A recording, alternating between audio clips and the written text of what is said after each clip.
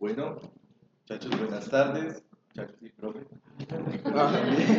El día de hoy tenemos un invitado especial que lo conocimos en el Congreso, Luis David Camila, que está en el curso de polinización, y María José, y creo que algunos más, pero no están aquí. Lo conocieron, generaron un contacto con él y quedamos con el contacto. Carlos está aquí en Manizales y pues aprovechamos que vino para que nos hablara un poco sobre la tesis de maestría que él hizo allá en Uberlândia. Groenlandia. Entonces, Carlos es biólogo graduado de la UPTC en Tunja. Él hizo su maestría en biología vegetal en la Universidad Estadual de Campinas y en este momento está haciendo el doctorado en biología vegetal en la misma universidad. Él trabaja con polinización, principalmente con polinización por engaño, con orquídeas y aristoloquias. Entonces, aquí los dejo, las preguntas al final, ¿sí? Para que charlemos un rato. Eso, para que surjan preguntas, para como charladito. ¿Listo? Entonces, buenas noches para todos y para todas. No sé aquí, pero creo que pocos trabajan con temas de polinización, pero para que inicie el curso espero que entiendan algunas cosas ahí como más a profundidad, pero voy a intentar ser un poquito claro como con los términos pues, que se van a estar durante la presentación. Como dijo Brian, esto es una parte pues, de la maestría. En esa maestría básicamente lo que me enfoqué fue en intentar entender cómo hay un grupo de plantas de las angiospermas que tienen unas flores que capturan a los polinizadores temporalmente y mucha gente inclusive piensa que son carnívoras y no son carnívoras, sino son como unas estrategias que tienen estas plantas que promueven la polinización de sus grupos. Y esto ocurre dentro de diferentes grupos de las angiospermas. Aquí hay una ilustración que tiene algunos grupos, como son las aristoloquias, las aráceas, las apocináceas, orquídeas. Y durante la maestría lo que queríamos intentar entender era cómo ciertas características de esas flores funcionaban en un sentido de la reproducción. Y algo muy bacano es que aquí el logo del semillero es un fruto de una aristoloquia. Y yo siempre quise trabajar con esas aristoloquias desde que las conocí en las clases de taxonomía de pregrado. Siempre me parecen muy interesantes por el tema de la polinización, pero donde yo vivo, que es en acá, pues es muy difícil encontrarlas. Ellas están siempre principalmente en regiones más cálidas.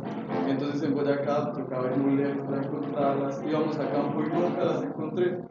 Pero durante el pregrado tuve la oportunidad de ir a hacer un intercambio en Brasil y en ese intercambio conocí a un investigador que se llama Joao y él trabajaba con orquídeas, igual que yo trabajo con orquídeas, trabajaba con orquídeas también. Entonces él me empezó a invitar a campo a colectar datos y todo lo demás, y yo tenía que hacer un proyecto como compromiso del intercambio. Entonces nos íbamos con la perrita de él que se llama Panda, nos íbamos en el carro, nos íbamos para allá a campo a buscar las orquídeas y pensar la idea del proyecto. Y en una de esas salidas de campo yo vi esto, que era el fruto de una aristoloquia, que es el mismo logo que ustedes tienen. Y yo no, llevaba que hay aristoloquia, yo quiero trabajar con aristoloquias. ¿Será que hay flor? No sé qué, nos pusimos a hablar. Me dijo, no, la época de floración de esa planta ya pasó, porque ya florece de octubre hasta marzo, y esa época era en abril. Pero un día en su carrito con Panda y yo nos fuimos a tomar otros datos y vimos una flor de aristoloquia. Estaba en el pasto. Ellas ocurren mucho en las avenidas de intermunicipales, ocurren mucho en áreas abiertas. Y yo como no, una aristoloquia, ya que ustedes ven aquí al mosquito saliendo, y yo ahí maravillado, como que pucha, por fin conocer una aristoloquia. Y yo me acuerdo que esa vez íbamos en el carro y yo no había visto eso y yo me dije como padre, hoy usted va a ver algo que le va a cambiar su vida para siempre. Yo como, ¿cómo así? ¿Qué pasó? Que nos bajamos del carro y ahí vimos la flor. Entonces, bueno, nos empezamos a tomar las fotos, que para el Facebook, que para el Instagram, ahí con las fotos de las aristoloquias, que qué lindo. Y pensamos una idea del proyecto, pues con lo que se había querido trabajar, que era con una aristoloquia. Entonces eso fue en 2019 y desde ahí empezó toda esa historia con las aristoloquias y empezamos a trabajar diversas ideas y a leer un poco sobre ese grupo. Entonces, de manera general, pues nosotros sabemos que las plantas, ¿cierto? Las angiospermas, ellas presentan unas características muy importantes, lo que caracteriza a las angiospermas es la presencia de las flores, ¿cierto? De sus verticilos florales, que pueden ser de diferentes maneras, y estas flores son supremamente importantes para lo que es la reproducción de las plantas, ¿no? Y entonces, ¿cómo hacen ellas para reproducirse? Pues en la mayoría de las angiospermas existen vectores que van a ser como aquellos que llevan el polen de una flor a otra, Puede ser dentro del mismo individuo o entre individuos, y ellos generalmente son animales, ¿sí?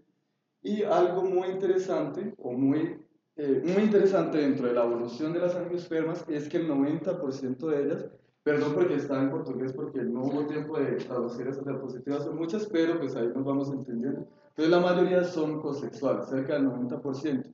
Eso quiere decir que también se pueden conocer como hermafroditas. ¿Y eso por qué es importante? Porque dentro de la misma flor nosotros encontramos la función masculina y la función femenina, ¿cierto? Entonces nosotros sabemos que en los animales, cuando pensamos en la selección, ¿cierto? Existe selección fenotípica diferente, que actúa diferente en los sexos, ¿cierto? Pues, digamos las aves, ¿sabes? Los machos son muy vistosos, las hembras no tanto. Y algo muy interesante dentro de la biología es cómo la selección actúa dentro de grupos hermafroditas. Entonces, cómo actúa, digamos, en las plantas, cómo ciertos atributos benefician a la función masculina y a la función femenina cuando están dentro de la misma flor. Si estuvieran separados es más fácil de entender. Como cuando hay plantas dioicas, ustedes ven que las flores masculinas son muchas, tienen mucho polen, las femeninas son grandes y tienen pocas flores. Entonces, bueno, eso es una cuestión muy interesante dentro de la biología porque esto dentro de las angiospermas representa una economía de recursos porque el mismo néctar de la flor va a funcionar para que exporte polen, ¿cierto? Para que un visitante llegue y favorezca la función masculina, pero también para que llegue polen al estigma y favorezca la función femenina. Entonces eso se ve como que tal vez la selección de esos grupos hermafroditas es por economía de recursos, pero eso representa muchos costos reproductivos porque como ambas estructuras están en la misma flor, existe más posibilidad de autopolinización, lo que quiere decir que aumenta la probabilidad de depresión endogámica, ¿cierto? Pero dentro de las angiospermas, las flores, que es lo más bacano de las angiospermas, o las plantas también tienen diferentes estrategias que pueden reducir esos costos reproductivos y esas estrategias pueden ser ¿cierto? Antes de que exista el momento de polinización, que el momento de polinización es cuando llega polen de las anteras al estigma, entonces prepolinización o postpolinización, que es después de que ya llegó el polen al estigma, hay unas estrategias que impiden que haya depresión endogámica, que haya autofecundación y depresión endogámica. Entonces, dentro de las estrategias prepolinización pueden haber algunos atributos florales, como los colores de las flores, ellos pueden variar en un sentido de promover las visitas en diferentes momentos, los olores, las formas y las estructuras, como tricomas, glándulas, pueden influenciar tanto la función femenina como la función masculina. Pero también existen algunos sistemas florales que son separaciones de las funciones sexuales dentro de las flores.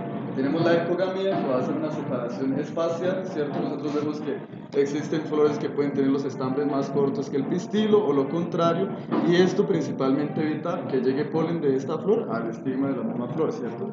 Pero también hay una separación temporal que se llama dicogamia, y esa es cuando la función femenina puede estar funcionalmente antes en la masculina que la otra función. En el tiempo es la separación. Y en las estrategias post-polinización son sistemas de autoincompatibilidad. Entonces, ya cuando llega el polen al estigma, existe algún reconocimiento que se da a través de diferentes compuestos químicos y genéticos que impiden el crecimiento del tubo polénico para que llegue hasta los óvulos. Entonces puede ser autoincompatibilidad esporofítica cuando sea en el estigma, autoincompatibilidad gametofítica cuando sea a lo largo del pistilo y autoincompatibilidad de acción tardía cuando se da luego de haber fecundado el óvulo. Entonces hay un momento en el que el reconocimiento genético se da aquí y impide que este polen fecunde este óvulo. ¿Sí? Entonces así es una manera de evitar la autofecundación y los problemas de depresión endogámica. Las flores trampa, que son ese grupo que ya les estaba presentando, son muy interesantes porque ellas capturan a los polinizadores y ellas tienen ambas funciones dentro de la flor. Entonces, tener a los polinizadores dentro de ellas es un riesgo muy grande de autopolinización porque el polen y el estigma van a estar en el mismo lugar y ellos van a estar moviéndose ahí. Y dentro de las flores trampa, desde Vogel, él las observó y en ese tiempo que se hablaba de lo más sofisticado, más evolucionado, esas cosas, él empezó a decir que las flores trampas serían los sistemas más sofisticados porque ellas detienen a los polinizadores por breves o largos periodos de tiempo. Esas flores trampa pueden estar presentes en angiospermas basales como las Aristoloquia, en monocotiledones como las Arace, las orquídeas y Apocynaceae. Pero lo más interesante es que las trampas de esos grupos, ustedes ven que son muy parecidas en colores y un poquito en formas, pero las trampas de ellas son de diferentes verticilos florales. En las aristoloquias son los sépalos son los que forman una cámara trampa. En las araces son las brácteas, ¿cierto? La bráctea de la inflorescencia. En las orquídeas es el labelo el que forma una cámara trampa, y en las apocinaces es el pétalo lo que forma la cámara trampa. Y eso, ¿cómo se conoce en la biología? Cuando atributos de diferente origen cumplen una misma función. ¿Cómo? Sí, el proceso que se da a nivel evolutivo sería como una convergencia evolutiva, ¿cierto? Entonces, esto probablemente está asociado mucho a una selección que está generando este verticilo tenga su función, ¿cierto? Y esas presiones de selección pueden estar asociadas a los polinizadores. Entonces, para explicarles un poquito cómo funcionan esos sistemas, entonces las aristoloquias, ellas están primero en fase femenina, entonces el polen no está disponible, y en ese momento que está en fase femenina se producen muchos olores y llegan las moscas, entran, ellas pueden estar trayendo polen, pasan por el estigma, entonces pueden llevar el polen al estigma, y luego en un momento ellas paran de producir olores y ella ya está en fase masculina, ¿sí? Que es cuando hay liberación de polen y el estigma está cerrado. Entonces evita la autopolinización a través de esa separación temporal de las funciones sexuales, ¿no? Y ahí, después de que él se cierra, entonces los polinizadores, ellas tienen unos tricomas que les permite salir, y entonces ellos van a salir después de haber cumplido como ese trayecto dentro de la flor, y entonces se cree que esa dicogamia es muy importante en un sentido de evitar esa autopolinización dentro de las flores. Digamos, en las apocinaces, ellas también hacen lo mismo, capturan a los polinizadores, aquí vemos la cámara llena de moscos, y ellas tienen la misma separación temporal entre las funciones. Primero está femenina, el estigma se cierra, y luego está masculina, y ellos van a poder salir. En las orquídeas sucede exactamente lo mismo, pero ellas tienen la cámara en el labio, en el limbo, y entonces ellas van a entrar, se van a resbalar por aquí, y la única salida es pasar a través de una cámara donde está el polen, ¿sí? Pero entonces lo que pasa aquí es que cuando ellas llegan primero tiene el estigma, y cuando sale está el polen, entonces evita a través de la separación espacial, ¿cierto? No sería temporal sino espacial. Y por otro lado están las araces, que son las que trabaja Natalia, que ellas también tienen unos sistemas muy sofisticados, e incluso ellas tienen un sistema muy interesante que es de polinización letal. Entonces se ha mostrado en algunos casos que son las aricemas, ellas en la flor femenina, aquí tenemos la flor masculina, la flor femenina, entonces cuando está en flor masculina va a tener polen aquí, los moscos llegan y hay un orificio en la parte basal de la bráctea y ellos consiguen salir. Llegan a una inflorescencia femenina, aquí están los estigmas, dejan el polen, pero no hay una salida, entonces ellos mueren, y eso se cree que es una estrategia de evitar la posibilidad de polinización intrapoblacional. Entonces ya polinizó una planta de otro individuo y ahí queda, y ya no existe la posibilidad de llegar a otros individuos. Entonces es bien interesante todos esos sistemas. Esos sistemas principalmente están mediados por microestructuras epidérmicas que lo que hacen es hacer que los bichos se resbalen. Entonces ellos están visitando las flores por diferentes atributos como el olor, el calor, principalmente esos dos. A veces los colores pueden también tener una función. Y en la entrada de esas flores existe una modificación en las células, que normalmente las células son papilosas, entonces los insectos consiguen agarrarse, pero ya las modifican como en dirección hacia abajo, ¿sí? Hay una modificación de células como en dirección hacia abajo, de tricomas en dirección hacia abajo, e incluso de algunas ceras epicuticulares que lo que hacen es contaminar y hacer que el bicho se resbale. Entonces ellas tienen unos sistemas muy especializados que lo que hacen es capturar al polinizador. Entonces, dentro de las flores trampa, e inclusive con las plantas carnívoras, un atributo muy interesante es esos tricomas, ¿sí? Ellos están presentes tanto en las carnívoras como en las flores trampa, ¿sí? Y lo que se ha dicho es que esos tricomas lo que hacen es promover que los bichos se resbalen y caigan dentro de las trampas, y en un momento esos tricomas se pueden marchitar y permiten la salida de los polinizadores. Entonces, esos tricomas se consideran muy importantes en un sentido de promover la polinización de ese grupo. Y está presente en araces, aristoloquias, apocinaces y orquidáceas. Entonces, como que es un atributo muy interesante para estudiar como cuál es la función de este. Y se cree que la función es principalmente para la polinización. Entonces, ahora sí, llegamos al grupo de estudio que serían las aristoloquiaceae. Y lo más bacano de esas flores, pues son sus formas, todos los tricomas que ellas tienen, las glándulas, pero lo más interesante es que cuando nosotros pensamos en sépalos de unas flores, los sépalos son muy inconspicuos, ¿no? En la mayoría de los casos, ¿cierto? Lo que hacen es como una función más de protección, pero en las aristoloquias sucede algo muy interesante, que son muy sofisticados, ¿sí? Los sépalos empiezan a tener unas formas, colores, presencia de glándulas, de tricomas, entonces es muy interesante pensar cómo eso se ha favorecido a través de esos grupos. Hablando de las aristoloquias, o la familia Aristoloquiaceae, ese grupo se conoce porque tiene sistemas de polinización por engaño, que es lo que me parece interesante, entonces ellas no van a ofrecer recursos para sus polinizadores. Ellas tienen las flores trampa, que van a capturar temporalmente a los polinizadores. Ellas son polinizadas por moscas, en la mayoría de los casos. El grupo se conoce por ser autocompatible, entonces hay autocompatibilidad, existe la posibilidad de que haya autopolinización. Y se cree que la ercogamia y la dicogamia, específicamente algo que se llama protoginia, que es cuando primero es fase femenina y luego masculina, es muy importante en un sentido de evitar la autofecundación, de evitar la autopolinización, ¿cierto? Esa separación temporal se considera que es clave para que ese grupo tenga polinización cruzada. Y además se considera que atributos como los olores, los colores, las formas y los tricomas median ese sistema en un sentido de también promover la polinización cruzada, ¿cierto?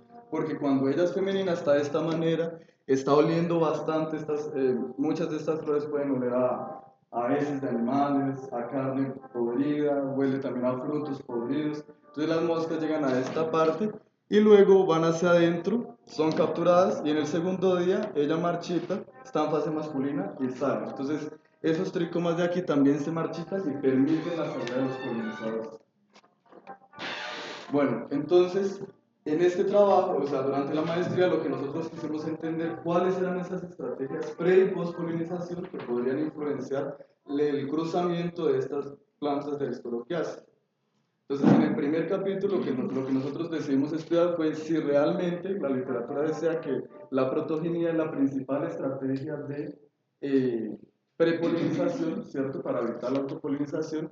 Nosotros queríamos ver si esto es verdad o pasaba algo diferente con sistemas de autocompatibilidad en zonas tropicales. Y en el segundo capítulo nosotros queríamos estudiar cómo los tricomas podrían funcionar como una estrategia prepolinización que promoviera el cruzamiento de estas plantas. Entonces, para eso, aquí tengo, pues hay que hacer la publicidad, entonces nosotros el primer capítulo lo publicamos, para que si lo quieren leer, yo voy a hablar muy rápido de esto, pero nosotros encontramos ya como un spoiler, un sistema de incompatibilidad de acción tardía. Entonces nosotros en este capítulo íbamos a evaluar la protoginia, cómo funciona la protoginia en un sentido de evitar la autopolinización, y los sistemas de incompatibilidad que podría tener pues esas plantas, ¿sí? Como si existe algún sistema post-polinización que evite la autopolinización de esos grupos, ¿sí? Principalmente en zonas tropicales. Entonces, para eso, nosotros trabajamos con una planta modelo que se llama Aristoloquia esperanza. Esas flores son como de unos 10, 14 centímetros, son bien grandes. Y aquí nosotros tenemos la flor en fase femenina, bien abierta, ¿cierto? Ella va a estar oliendo a heces de animales, a carne en putrefacción. Y la flor en fase masculina, que ya está toda senescente y no está con ningún olor. Y eso nosotros lo trabajamos en las avenidas intermunicipales de Uberlandia y en una reserva ecológica de allá de la universidad. Entonces, primero, pues no voy a explicar las metodologías, sino qué fue lo que nosotros encontramos. Entonces, nosotros encontramos que como visitantes florales eran principalmente dípteros de muchísimos grupos. Encontramos como cerca de unas 95 morfoespecies, son de como unas 17 familias, unos 44 géneros, pero el principal fue este aquí que nosotros vemos, que se llama Piscifora clausa, y ese pertenece a la familia Ulidae, y ese lo vemos aquí con su montaña de polen, ¿cierto? Él ahí lleno de polen, con una maletica de polen. Y ese grupo de dípteros está asociado a materia orgánica en descomposición para tener sus procesos biológicos, ¿no? Como principalmente dejar sus huevos, sus larvas, inclusive alimentarse. Y nosotros dentro de las flores encontramos 13 larvas de esos dípteros. Entonces nosotros, pues fue el que más tuvo 83, los otros los encontramos, el 66% de ellos tenían pues polen, entonces lo consideramos como el potencial polinizador de esta planta. Y aquí nosotros, debido a la presencia de las larvas, la asociación que esta familia tiene con materia orgánica en descomposición y los olores que estas tienen, pero hasta el momento no los caracterizamos, pero son de heces, o sea, perceptibles al humano, son de heces de animales y materia en descomposición, como carne en descomposición. Entonces nos consideramos que principalmente en esa planta puede haber un engaño local de sitio de viviposición, es decir, la flor con sus colores que vemos aquí como marrones, sus olores en putrefacción, atrae a estos moscos, medio que ofreciendo un posible sitio de viviposición para dejar sus larvas, y ellos llegan a estas flores, entran y dejan sus larvas, pero en ese tiempo ellos están haciendo el proceso de polinización. Y estas flores, aunque ofrecen un poquito de néctar, no es un recurso tan importante, entonces por eso se considera engaño. Estas flores ofrecen un poquito de néctar, parece que es porque ellos pierden bastante energía, entonces para que, en un sentido de que ellos tengan energía para el vuelo hacia otras flores, les da un poquito de néctar. Entonces ese es como el resultado en relación a la polinización. Cuando nosotros decidimos ver cómo era la separación temporal, ¿cierto? Cómo funcionaba la protoginia, nosotros decidimos ver cómo eso cambiaba a lo largo del tiempo de antesis. Entonces, nosotros observamos algunas flores y veíamos, le hacíamos un huequito aquí y veíamos si el estigma estaba abierto y húmedo, como ven aquí. Hacíamos pruebas también, pues vamos a ver más adelante, de receptividad estigmática. Entonces nosotros vimos que en las primeras 12 horas, ¿cierto? De las 6 de la mañana a las 6 de la tarde, estaba completamente abierto y húmedo, y luego este empieza a cerrarse, ¿sí lo ven?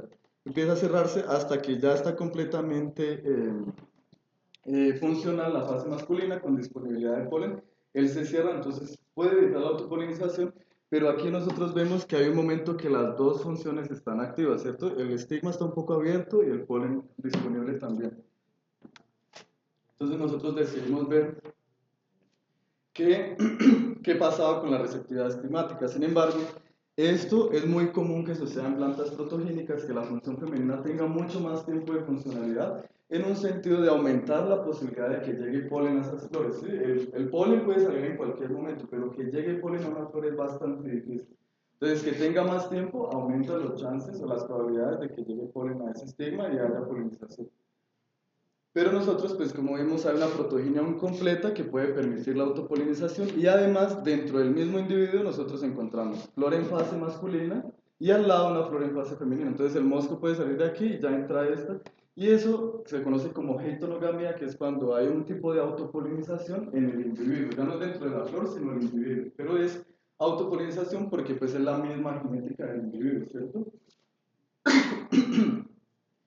Entonces hicimos la parte de receptividad estigmática y nosotros vimos que en el tiempo la receptividad marcó mucho más rápido en las primeras horas y luego era mucho más demorada, ¿sí? Entonces en el estigma lo vemos menos receptivo en el segundo día, y esto en algunos casos se ha interpretado como el estigma receptivo es una actividad enzimática, ¿sí? Entonces si hay menos receptividad, la actividad enzimática que hay no es suficientemente fuerte para promover el crecimiento del tubo polínico. Entonces esto se podría decir que es un momento donde la planta tal vez se evita de alguna manera, o fisiológicamente se evita un poco el crecimiento del polen de la misma planta o de la misma flor. Y entonces nosotros hicimos tratamientos de polinización a ver qué pasaba. Encontramos que solo hubo producción de frutos cuando había polinización cruzada, ¿cierto? En los otros tratamientos, que era heterogamía, autopolinización, espontánea, masculación, no había ninguna formación de fruto, y cuando había polinización abierta la probabilidad era muy baja, y eso es muy común en los sistemas de polinización por engaño. Pero este dato nos pareció muy interesante, porque si la familia Aristoloquias era conocida por ser autocompatible, ¿por qué no hay formación de fruto cuando en nuestra planta? ¿Por qué no hay formación de fruto cuando hacemos autopolinización? ¿Cierto? Entonces nosotros fuimos a ver qué pasaba a nivel de postpolinización. Entonces, bueno, esto nos indica que no es autógona y no es autocompatible, ¿cierto? Esa planta solo se produce a través de la polinización cruzada. Pero entonces, ¿por qué? Fuimos a ver los tubos polínicos y nosotros observamos que cuando había autopolinización, ¿cierto? En la misma flor y el estigma está menos receptivo, efectivamente no crecían los tubos polínicos, ¿sí? Ellos germinaban un poquito, intentaban germinar, pero no lograban crecer pues todo lo que tenían que crecer para llegar hasta los óvulos. Cuando hacíamos polinización cruzada y gaetonogamía, crecían normalmente, ¿sí? Ustedes los ven aquí creciendo, ellos van avanzando, todos los tubos polinícolas avanzando. Entonces, en el de autopolinización, nosotros consideramos que la receptividad estigmática es lo que impide un poco el crecimiento del tubo polínico, pero cuando nosotros vamos después de 72 horas, ¿qué pasó con esos tubos polínicos y a cuántos óvulos llegó? Nosotros observamos que en polinización cruzada hubo mayor probabilidad de fecundación de óvulos, pero en gitonogamía fue muy baja, ¿sí? Nosotros hicimos un conteo y encontramos que la proporción de óvulos en polinización cruzada fue casi de un 76%, mientras en la polinización por gaetonogamía fue solo de un 20%, ¿sí? Y esto está relacionado con sistemas de autoincompatibilidad de acción tardía, que era lo que les decía, cuando llega el tubo polínico y el reconocimiento se da aquí. Entonces, digamos, ellos van creciendo bien y aquí empiezan a crecer un poquito más como tuertos y ya no pueden hacer la fecundación al óvulo, mientras aquí, como, no sé si dice tuertos, ¿cómo se dice? Como torcidos. Es que en portugués se dice tortos. Entonces, bueno, aquí ustedes los ven aquí creciendo bien bonitos, ¿cierto? Y entrando a fecundar el óvulo, ¿sí? En estos había un rechazo en la parte del óvulo, entonces nosotros así evidenciamos por primera vez que en aristoloquiase, inclusive para el orden piperales, existe ese sistema de autoincompatibilidad y acción tardía, y eso es bien importante para entender cómo funcionan esos sistemas de compatibilidad dentro de las angiospermas y cómo estos han evolucionado en los diferentes clados de las angiospermas.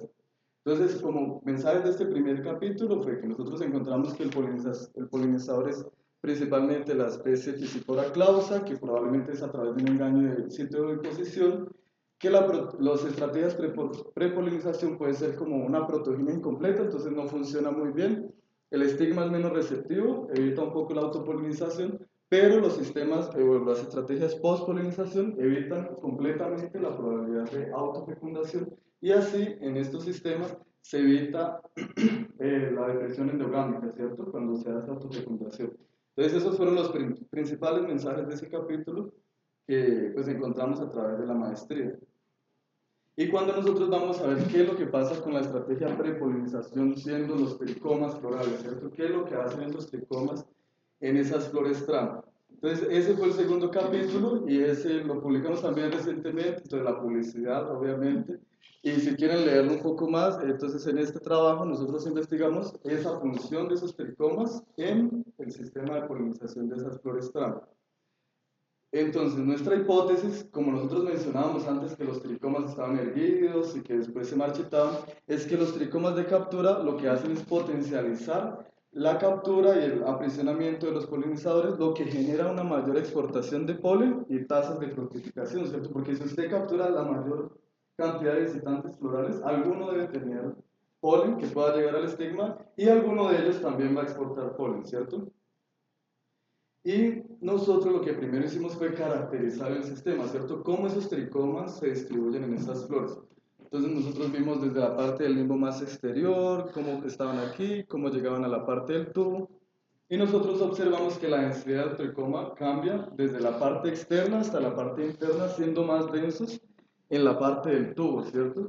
Y eso es muy importante cuando pensamos en el sistema de captura y de que los tenga presos por un periodo de tiempo, porque si hay más densidad de esos tricomas aquí, se impide de cualquier manera que los polinizadores puedan escaparse, ¿sí? Ya vamos a ver qué es lo que pasa más adelante. Entonces, esos tricomas, cuando aumenta la densidad, lo que hacen es reducir la capacidad de locomoción de las paticas de los insectos, evitando entonces que ellos se puedan escapar de las flores. Entonces, ahí, en algunos experimentos, lo que han mostrado es que la presencia de esos tricomas y la densidad de ellos aumenta la fuerza que un mosquito necesitaría para salir. Entonces ellos no tienen como esa fuerza suficiente y al final quedan presos dentro de la flor, pues moviéndose aquí, probablemente llevando polen o transportando polen para afuera, ¿no?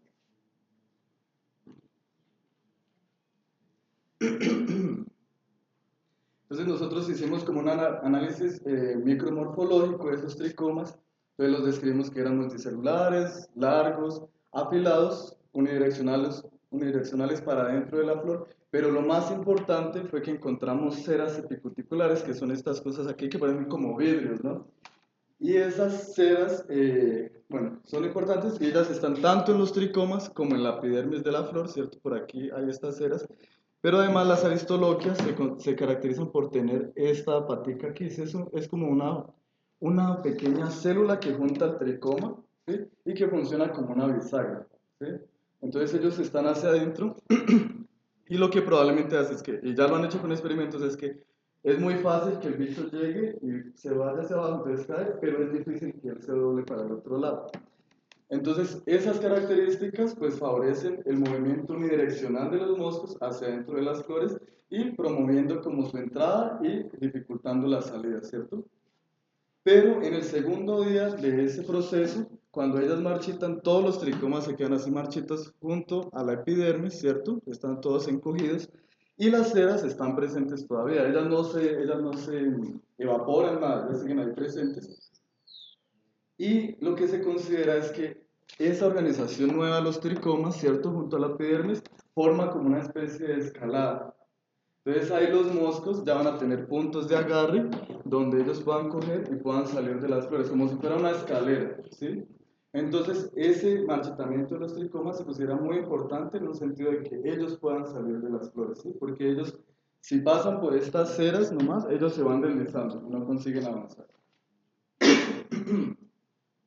Entonces, esto funciona así. Ellos están en la fase femenina, están erguidos, promueven la caída de los polinizadores, y en la fase masculina están marchitos, promueven la salida de los polinizadores. Entonces, aumentando la probabilidad de que llegue polen y de que salga polen, ¿cierto? Entonces, ahí por esa idea iba nuestra hipótesis.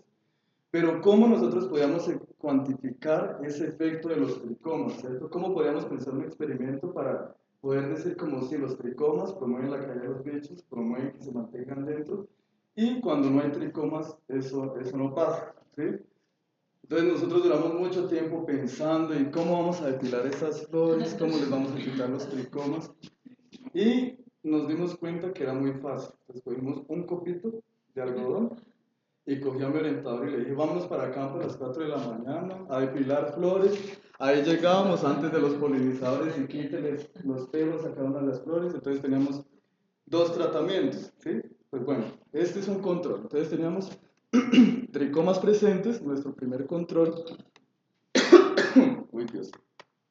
Y el segundo era tricomas removidos con el copito de algodón, que sería nuestro tratamiento. Lo hacíamos entre las 4 o 6 de la mañana y ensacábamos una flor. Y esa flor ensacada era para garantizar, para mostrar en los resultados que no haya formación de frutos sin polinizador y que cuál sería la cantidad total de polen que tiene una flor, ¿cierto? Para poder comparar cuánto queda cuando hay tricomas y cuando no hay tricomas, ¿cierto? Tener una medida de comparación. Entonces, para evaluar la función masculina, como la influencia de esos tricomas en la función masculina, ¿cierto? Que era lo que hablamos de la selección de atributos en relación a los sexos, para evaluar cómo ese atributo influencia la función masculina, nosotros contábamos, después de haber hecho el tratamiento, cuántos gramos de polen quedaron en la flor, ¿cierto? En las anteras, en los tres tratamientos, flor ensacada, tricomas removidos y tricomas presentes. Para la función femenina, nosotros simplemente evaluamos cuántos frutos se formaron en cada uno de los tratamientos, ¿cierto? Para saber cuánto influenciaban esos tricomas a la función femenina. Y además, para entender cómo ellos influenciaban la captura de los polinizadores, nosotros hicimos los tratamientos y expusimos a flores durante el primer día, ¿cierto? Desde las 7 de la mañana a las 9 de la noche. Las colectábamos a las 9 de la noche, le poníamos un algodón y nos las llevábamos para el congelador, congelábamos a los polinizadores, los pasábamos a un tarro con alcohol y contábamos entonces cuántos visitantes quedaron atrapados en cada una de las flores. Y pues obviamente en este no hicimos ensacado porque pues, no iba a haber entrado ningún visitante, ¿no? Entonces solo teníamos nuestro control y nuestro tratamiento experimental. ¿Y qué encontramos? Entonces, en relación a la función femenina, las flores con tricomas, o sea, las flores con los tricomas, como se los dejamos, presentaban menos, el 70% de polen, menos gramos de polen que las flores que tenían los tricomas removidos, ¿cierto? Entonces, la influencia de ese atributo para la exportación de polen es de un 70%, ¿sí? Entonces, si no hay tricomas, esas flores exportan mucho menos polen. Entonces, el tricoma influencia bastante la función masculina.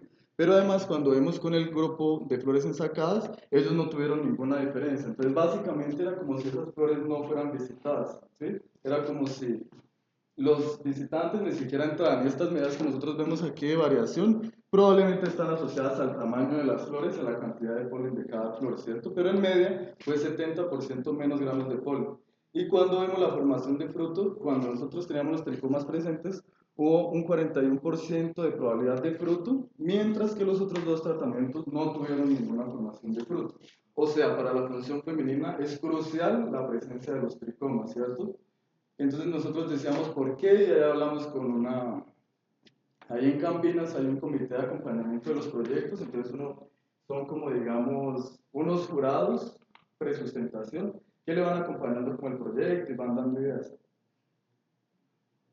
Y una de ellas llegó y dijo, no, Carlos, a ver, usted no está probando nada porque tal vez esos moscos entran y se salen, o ni siquiera entran porque usted removió los tricomas, entonces está generando un olor que los está espantando, usted que tiene que hacer observación.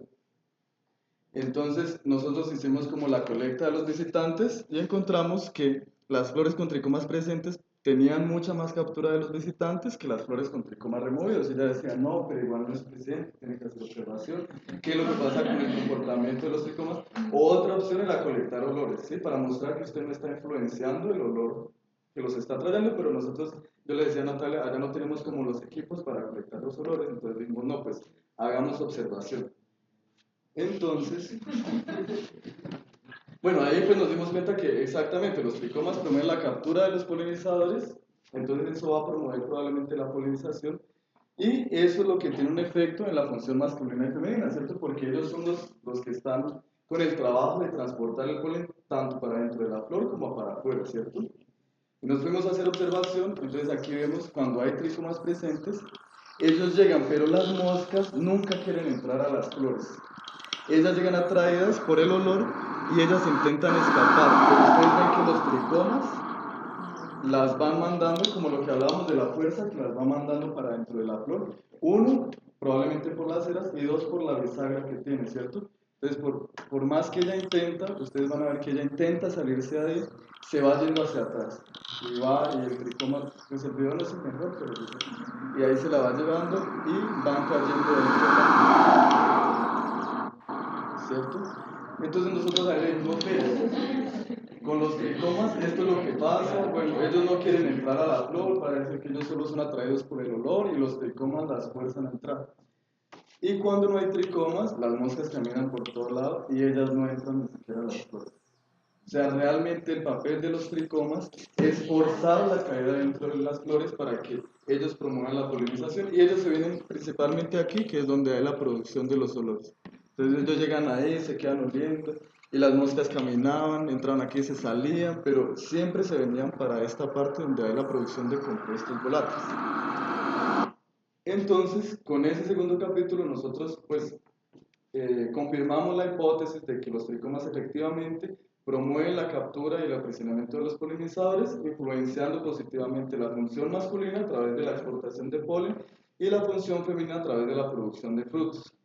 Entonces, los tricomas de captura cuando están túrgidos o erectos, con sus diferentes características como densidad, orientación, morfología, la célula articular, la presencia, son muchos atributos que tienen esos tricomas, promueven la captura de esos polinizadores, entonces promueven la llegada y la exportación de polen desde las anteras. Y cuando ellos están marchitos, lo que hace es que ellos permiten la salida de los polinizadores a través de ese pequeño muro de escalar que les forma, entonces promoviendo que a pesar de que el polinizador está dentro y tiene polen, o sea, se le va a pegar polen en el cuerpo, si esto no pasara, los polinizadores se quedarían con el polen ahí, ¿no? Entonces lo que hace ese marchitamiento es promover que ese polen pueda llegar a otras flores, ¿cierto? Aumentando la posibilidad de polinización. Entonces, como conclusiones generales de la maestría, nosotros demostramos diferentes estrategias pre y pospolinización de ese grupo. Esto lo que hace a través, claro que es a través de una especie modelo, nosotros no trabajamos a nivel del grupo.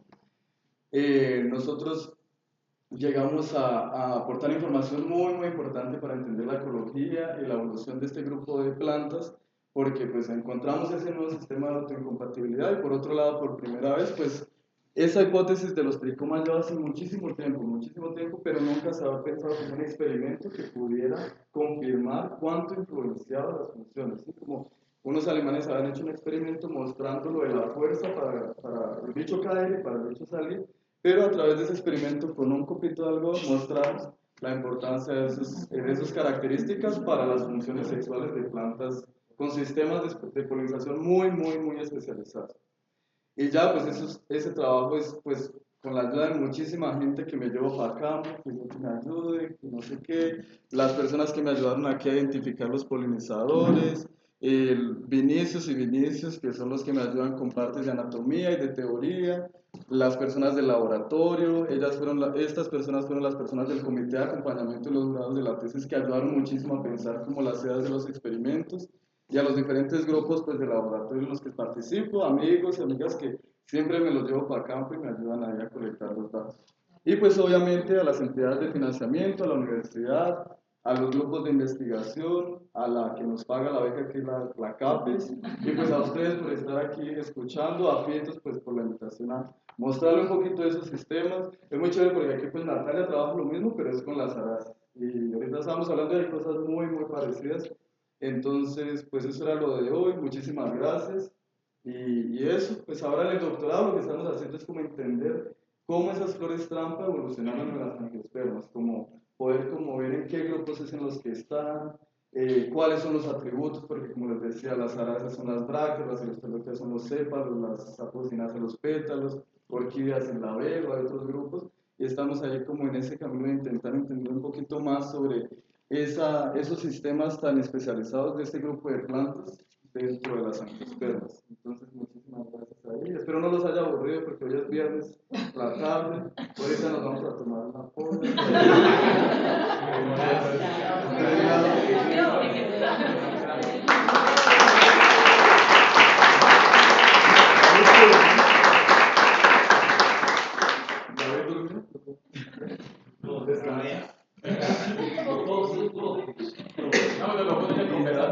Entonces, si tienen alguna pregunta, comentario.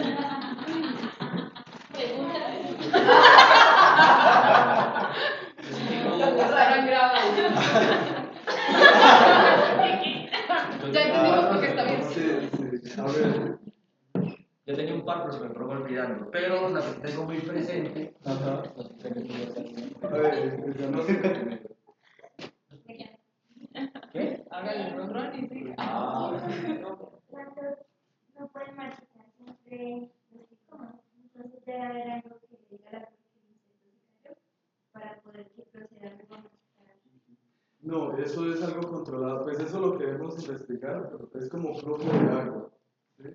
Entonces, eso tiene un momento en el que ellos empiezan a marchitar. Aquí no traje nosotros hicimos también como la caracterización de cómo funciona la flor. Entonces, nosotros, ahí en el artículo podrán ver, entonces hay como un momento en el que nosotros vimos, bueno, flor enantenses con tricomas erguidos, función femenina funcionando. ¿Sí? Y llega un momento, que es lo más interesante que no muestra el verdad. Llega un momento en que la flor se marchita, pero los tricomas siguen erectos. En ese momento que la flor se marchita, la función femenina para de estar funcionando. Y como los tricomas están erectos, entonces los bichitos se quedan andando por el lado de las anteras, se les va pegando polen, así como esa mochila que le dieron, así se les va pegando. Luego de unas 2 horas, o sea, como eso pasa como unas 28 horas después del inicio de la antes, los tricomas empiezan a caer. Entonces hay un momento específico en el que pasa eso, no hay como una respuesta a un estímulo, sino es como algo controlado, ya pues eso es como genéticamente y todo, pero que controla, lo que consideramos es que controla el flujo de agua porque primero marchita la flor y luego un tiempo, entonces como que el flujo de agua se va cortando y ya marchitan los tricomas. Eso es más como eso. Pero pues no, la idea es como ver cómo pasa eso, ¿sí? Entonces es como cómo se pensaría un experimento para mostrar qué es el flujo de agua. No sé.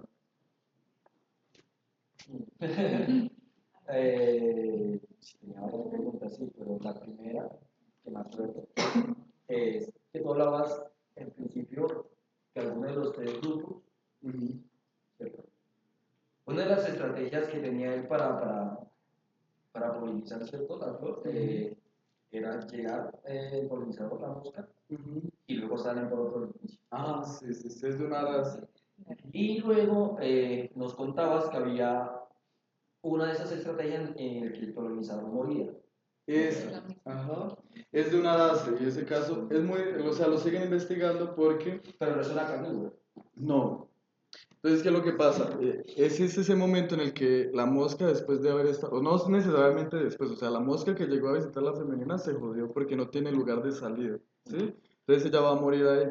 Pero ese man que está estudiando ese grupo ha seguido haciendo trabajos y él encontró que llegan las moscas femeninas y ellas empiezan a poner huevos y después de un tiempo las larvas pueden nacer. Entonces él le llama como polinización de guardería, ¿sí? ¿Cierto? Y ella como que la hembra se muere, pero pues dejó sus huevitos, sus larvas, ellos consiguen alimentarse de la espata y ya después ellos salen y bueno. Pero o sea, el polinizador no le sirve a la planta después de No, no, o sea, no, ahí no. queda ahí queda. Pues hasta el momento no se sabe, así que haya absorción de nutrientes o algo, no. Es como, pues hasta el momento no se sabe, ¿no? ¿Quién sabe? Porque digamos hay unas bromelias hay unas bromelias que han descubierto que las hojas donde se quedan pegados los insectos, ellas consiguen absorber un poquito de nutrientes. Pero no sé, o sea, hasta el momento sé que no, pero quién sabe. Creo que también se me ocurrió se me pasa por la mente otra pregunta con el tema de la recompensa que ofrecía la flor, ¿cierto? Ujú, Para que los polinizadores quedaran un rato ahí. ujú. Es que en mi cabeza es como, ok, la flor se marchita. Va, No, es que no sé si... a medida que voy escuchando y como que se me van ocurriendo Sí, sí, sí. cosas. Entonces es como que, claro, la flor se marchita y como obstruye pues la salida del y tú lo mencionabas, de hecho, y era como una especie de recompensa para que tuviera energía para salir después. Eso, no pasa en todos los casos, no pasa en todos los casos. De hecho, digamos, dentro de las aristologias existen varios tipos de flores trampa, ¿sí? Y en algunos casos no hay presencia de nectarios, pero en la que yo estudié sí hay unos nectarios cerquita a la salida. Inclusive nosotros queremos estudiar si esa cercanía a la salida. Nosotros estamos intentando entender si la salida de los polinizadores es mediada por la producción de un compuesto volátil que los expulsa, porque ¿qué pasa? Es que es un sistema muy loco. Entonces, esas flores, generalmente, aquí, yo creo, sí, esto que ustedes ven aquí, se lo ven como un poquito más transparente. Cuando uno lo ve, es una ventana, entonces entra luz. Y los bichos son fotosensibles, ¿cierto? Entonces, esa ventanita aquí, que es una epidermis transparente, translúcida, entonces la flor está con eso direccionado hacia el sol, hacia arriba, ¿no? Entonces los bichitos no consiguen salir por aquí, son fotosensibles, se van hacia donde está luz, y eso es lo que promueve como que lleguen hacia donde está el estigma y luego ellos se quedan andando por ahí, siempre van a estar andando por aquí porque pues los dípteros son bobitos, ¿no? Ellos son como más chiquitos, empiezan ahí a hablar, empiezan ahí a parchar, a chismosear, no, empiezan ahí a estar por el lado donde está la luz, por esa fotosensibilidad. Espera. Y entonces nuestra pregunta, nosotros lo que queremos saber es si existe esa fotosensibilidad, tanto cuando está femenina, cuando está masculina, ¿por qué ellos empiezan a salir por aquí? ¿Sí? Si ellos están aquí pues, yéndose hacia la luz, ¿qué es lo que pasa hacia aquí? Porque eso se empieza a cerrar, ¿no? Entonces pensamos que puede ser un compuesto volátil que los empieza a expulsar, que no es agradable para ellos, empiezan a irse por el otro lado, pero también aquí están los nectarios. Entonces puede ser también que ellos empiezan a encontrar ese néctar, empiezan a alimentarse y ya van subiendo por la otra entrada de luz. Pero entonces es algo que queremos intentar entender como en qué momento, o sea, un momento específico que empieza esa producción de néctar, porque si la producción de néctar fuera desde el inicio en la fase femenina, los bichos se quedan aquí y no llegan hasta allá, ¿sí? Pero pues es algo que no... Y ya me acordé de la otra pregunta, pero porque ya la había Sabes que en Aracia, pues por ejemplo, en Estenospermatium también es muy chévere eso de la sensibilidad de la luz de los bichos, porque nosotras lo que encontramos es que, pues ahí las mías son buenas y nos matan. Eso, ella lo deja Sí, no, en estas los dejan salir y sí hay como una recompensa, pues que es dada como por la termogénesis, que ya se calientan. Las aristoloquias Pues hay algunas se calientan también, sí, son algunos grupos de angiospermas que se calientan, pero entonces en aráceas, una es el calor, se cree que para los bichos más grandecitos eso les ayuda como a tener un poquito de despegue, porque tampoco es que hay un montón de recompensas, o sea, hay fluido estigmático, pero no Sí, igual, también el No néctar hay son unas sí, goticas. Son unas y no hay goticas. néctar en las aras, en los espermáticos. Ujú, Entonces, pero lo que sí es que los curcus, yo creo que, pues, porque en mi caso no había cambio de volátiles, ¿cierto? A ujú, lo largo de, ahí puede ser eso, pero también como mirar la epidermis y cambia. ujú. La epidermis de la ventanita, porque los curcus, por ejemplo, en cambio a ellos no les gusta Ah, la luz. Y ujú. entonces como que abría pues la espata y ellos, como abría y el espacio estaba acá y empezaban a echarse para atrás. Ujú, Entonces yo, por ejemplo, le hacía ventanita para poderlos ver qué estaban haciendo, hacía o sea, rompía la espata, que en la tesis femenina está cerrada y abría, y como estaban ahí, apenas les abría la ventana, ellos se corrían. Y como les iba corriendo, se iban corriendo. Y en ese grupo también es que la espalda se cae. O sea, es como en la tesis femenina la espalda está cerrada y pues abre un rato, luego se encierra. Pero en la masculina, una vez empieza a liberar el polen, ya se abre, se abre, se abre, se abre y se cae. Ujú, ya. Y como cuando se cae, ellos ya como Se acabó la nos fiesta. prendieron la luz. Ah, Y se va. se acabó la fiesta. Entonces, pues yo no sé si de pronto en eso que tú estás Ujú, testando puede ser que también la epidermis de sí. esa ventana cambie. Ujú. Sí, de hecho también, o sea, se dice que esta, digamos, esta aquí es orquídea, ella, la ventana translúcida, toda esta epidermis aquí es translúcida, todo esto. Entonces el mosquito está aquí, se queda confundido, no se puede salir por aquí donde hay luz, y él se va por el camino donde está la luz y consigue salir aquí. Pero ahí se ve, ¿no? Él saliendo allá por el ladito. Pero, de hecho, la ventana translúcida también, pues, o sea, tenemos muchas ideas, así como, porque en la literatura hay mucha información de esas plantas, y ellas fueron investigadas mucho tiempo, pero pararon de ser investigadas. Entonces dejaron muchas teorías, muchas hipótesis como para comprobar. Entonces la ventana, bueno, la ventana es lo que promueve que el bicho llegue hasta arriba, no sé qué. Entonces lo que estamos pensando es tapar esa ventana, ¿no? Hacer experimentos tapando la ventana, dejándolo un poquito. Pero, y lo del néctar, saber en qué momento, si el momento de la producción de néctar es después de que la fase masculina se activó, eso puede estar relacionado con la salida de los polinizadores también, ¿no? Porque si él está antes, entonces los bichos se quedan allá comiendo y no van a tener contacto con el polen, ¿no? Pero también, o sea, son como ideas ahí que en algún momento, pues, algún experimento o algo para Y otra pregunta, Frank. que primero,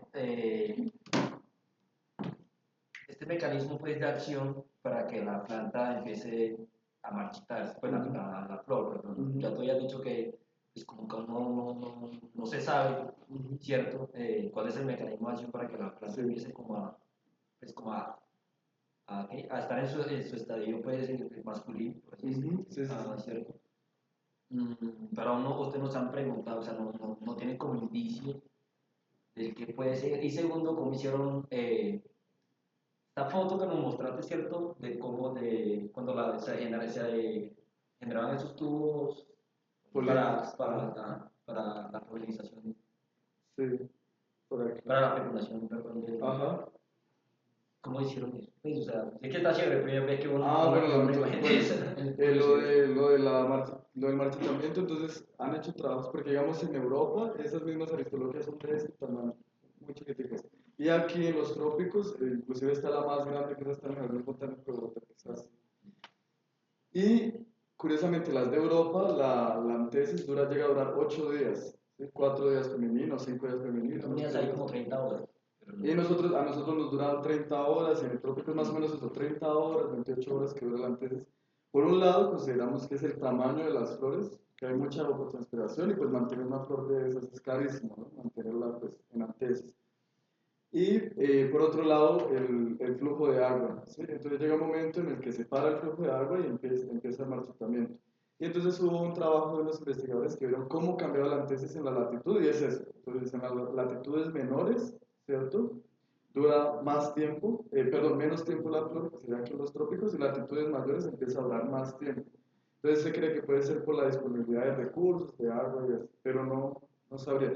Y esto, pues, eso se hace no es difícil, eso se hace con microscopía de fluorescencia, que sería lo caro, tener un microscopio de fluorescencia, pero eso simplemente se hace un procedimiento, pues se coloca el polen y luego lo que se hace es ablandar el tejido con una solución, se ablanda el tejido, lo espicha así en la lámina, ¿sí? Y lo empieza a ver ciertas horas después, ¿cierto? y usted lo tiene con azul de anilina o otro azul de metileno, creo que es, y ahí usted va a verlo a la fluorescencia. Y ya, y ahí va a empezar a reconocer los tubos polémicos. Es muy bacano, yo siempre había querido hacerlo. O sea, cuando vimos el resultado, yo como, pucha, por fin voy a hacer tubos polémicos. Pero hicieron cortes de lobario, ¿no? Pues el lobario. Sí. Nosotros no le hicimos cortes, sino a ellos Yo creí que eran cortos. lo amasamos. O sea, perdón, lo partimos en la mitad, ¿cierto? Dejamos, pues ahí ilustramos, como que dejamos, eso es son 6 pedacitos, ¿cierto? Entonces nosotros lo partimos en la mitad y teníamos a un lado una mitad, al otro lado otra, y lo que hacíamos era espicharlo. Después de haberlo amasado, eso se amasa con la solución y en estufa. Luego se lleva la lámina y uno empieza a amasarlo con un maquinador y lo manda y lo lleva ya a la fluorescencia y usted empieza a ver todos los puntos. Y ya, no sé si alguien tiene más algún comentario. Yo tengo una pregunta. Usted hablaba de que los tricomas tenían ciertos atributos, que la cera, que la célula. Esos tricomas en otros grupos, o en otras especies de aristología, o en otros grupos que tienen estos tricomas como cámara trampa, ¿tienen los mismos atributos? ¿Funcionan de la misma manera? No, eso es muy bacano. Nosotros, para la maestría, para el doctorado, habíamos pensado cómo trabajar la evolución de los atributos florales de esas microestructuras en aristología. Pero cuando uno llega a hablar con alguien que trabaja en evolución de atributos florales, dice como, ¿cuántas especies tiene ese género? Y como, buscar las 500. Bueno, busca otro grupo. ¿Por qué? Porque, digamos, conseguir muestras de una buena cantidad para uno mostrar pues, la transición, si hay transición o si no existe transición de esas microestructuras es difícil. Pero hay un trabajo donde lo investigaron y existen diferentes niveles perdón, eso está bien, diferentes niveles de deslizamiento, ¿sí? De estrategias de deslizamiento en la epidermis. En algunas aristoloquias, solo son las células que están direccionadas hacia abajo. Entonces no tienen tricomas, no tienen ceras epicuticulares, nada, solo las células hacia abajo. Y eso ya evita el agarre del polinizador. Otras tienen unas células como puntiagudas, ¿sí? Y eso también va evitando el agarre del polinizador. En otras hay las células como una teja, pero además tienen las ceras, ¿sí? En otras empiezan a ver los tricomas, pero no tienen ceras. Entonces parece que es como un proceso evolutivo como gradual de aparecimiento como de atributos, de selección de atributos, ¿sí? Y hay un trabajo con unas araces donde ven eso, o sea, ven como esas estrategias que tienen las plantas de captura de los polinizadores y sí parece también como gradual. En nuestro caso nosotros queríamos verlo con esto, pero no, es imposible. O sea, lo que estamos haciendo es como que cuando alguien publica una foto de una histología, ustedes ven, la colectan en alcohol y nos guardan la muestra. Y ahí como un proyecto de vida. Algún día vamos a mirar qué es lo que pasa con esas epidemias, ¿no? Recientemente hablamos con una profesora y ella dice que se puede con material en herbario, entonces eso facilita mucho más porque ya en un herbario se pueden encontrar muchas especies. Y usted le saca la muestra, hace la microscopía de barredura y listo. Pero no, sí hay información de que parece algo gradual, son diferentes tipos, niveles de estrategia. Pero observar si se aísla bastante una especie de otra en cuanto a los visitantes que llegan. O sea, o si puede haber eliminación porque las mismas especies se ven atraídas. Pues digamos, esas aristologías o sea, es muy difícil encontrarlas. O sea, por lo menos donde yo las he intentado buscar es muy difícil encontrar poblaciones y yo no he encontrado poblaciones de diferentes especies cerca. Entonces, como que en los lugares donde yo trabajo, como que no hemos visto eso. Pero hay un grupo en China que está trabajando esas plantas y están estudiando eso, la posibilidad de hibridación, porque en ese lugar se existen como unas 3, 4 especies que florecen más o menos a los mismos tiempos. Pero así en las que yo he visto, no, o sea, ellas ocurren como en localidades muy específicas. No sabe. Pero sí, puede pasar, claro. O sea, eso están intentando estudiar. Digamos como lo que hacen con las araces aquí también, ¿no? Como las que ocurren, a ver si las se pueden utilizar. Listo. ¿Alguien más?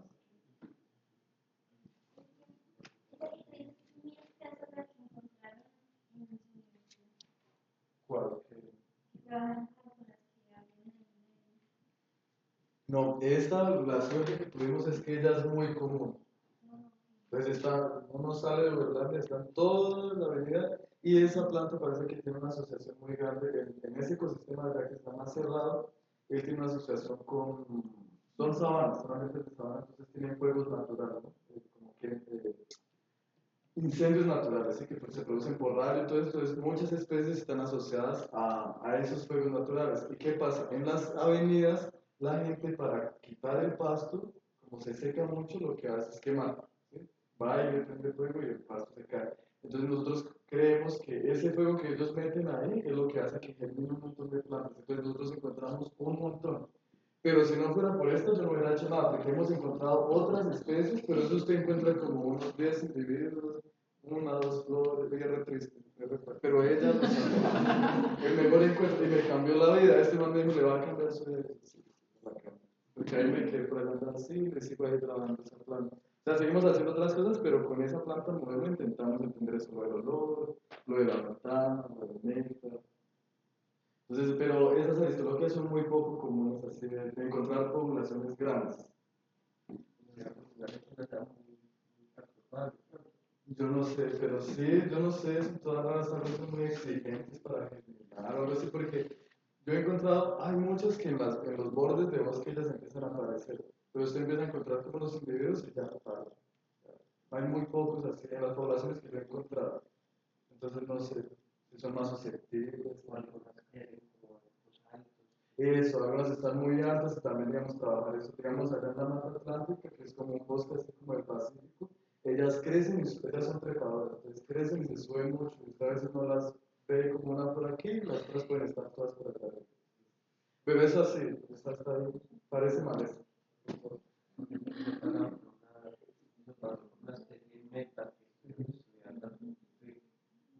Solo le encontraba las flores. O sea, ¿Por qué aristológico? ¿Sí? Sí, o sea, como que la habían silogificado con otra, fueron a estudiarla, la Carlito Carvalho, bueno, en todo caso, fueron a corroborar que hicieron una especie diferente, porque llevaba muchos años sin poderse conectar, cientos de años, cosas así, y a día de hoy no se ha visto las hojas.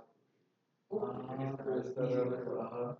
Sí, pero si encuentran flores correctas. Alcohol, 70%. Es re breve, solo militarlas ahí.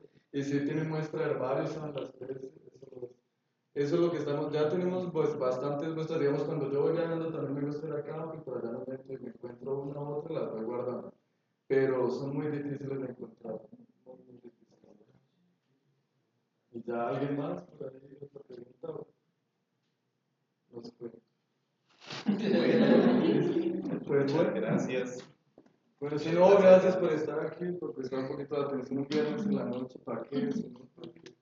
Pero pues bueno, ahí. Todos votaron que hoy. Sí, ¿Por la charla o por la farra? es que fue por eso. Exacto, la charla o la farra. Yo creo que estábamos como listos para Por que el favor, pongan las conferencia sillas y las montonas. también.